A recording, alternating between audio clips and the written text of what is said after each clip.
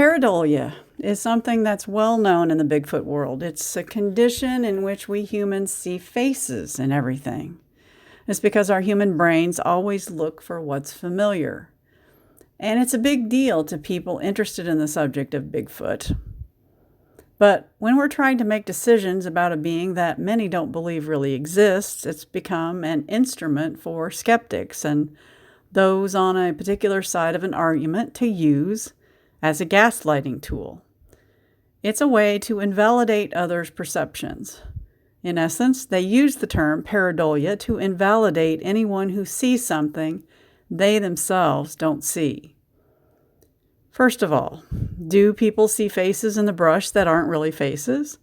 Absolutely. We have to acknowledge that pareidolia really exists and that it can cause confusion when making discernments about what we're seeing in the woods.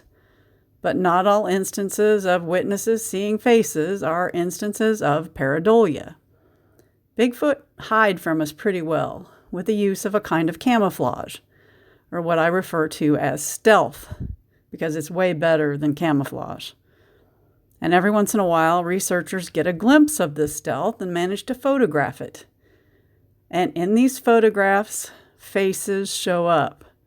Just like this picture here of a gray Bigfoot face in the brush taken by a researcher in Colorado. Now, some of you will see a human-like face here with a nose and an eye. Others will claim there's nothing there or claim that those who do see a face have pareidolia. But the word pareidolia gets thrown around so much that it gets stuck in the collective psyche of members of the Bigfoot community. And many of those researchers who are trying too hard to be objective or scientific and want to put these beings in the box called undiscovered ape will use it to gaslight others and even gaslight themselves and convince themselves that what they're seeing is nothing.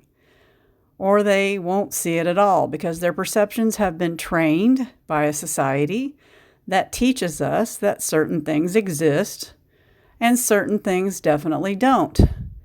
And the things that don't exist are determined by them and their limited perceptions. They will look at a picture with strong features of a face or form and will tell themselves it's nothing. Since it's not a completely obvious brown ape face, then it must be pareidolia. Because of the concept of pareidolia, they convince themselves that everything that looks like a face isn't really a face at all. And this is where progress completely stops. Some researchers try way too hard to not have pareidolia, and that presents a problem. What if the real truth is hiding right in front of you and you never see it because you're not willing to look more closely at it and see it from a different perspective? What if you've missed the point entirely because you've refused to take a second look at something? Or worse yet, you don't want to believe it because if it's true, then you have to rethink everything you've ever been taught about everything. But that's what we're all facing here. What if we really do need to rethink everything we've been taught? What if the truth is way stranger than we could have ever imagined? What if that face you're seeing really isn't pareidolia? What if it's really a face of a being so many want to say doesn't exist? What if Bigfoot is something that we have to learn to see? And what if our other senses besides our sight have to weigh into the equation? Now, we don't actually see anything with our eyes. Our eyes are just lenses. We really see with an organ in the back of our brains called the visual cortex. We actually see things with our minds.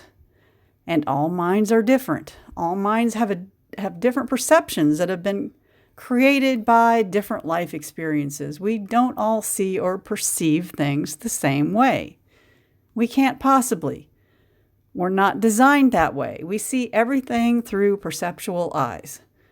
So, by this definition, arguing about what's there kind of becomes completely pointless. 5 people looking at it will see it 5 different ways.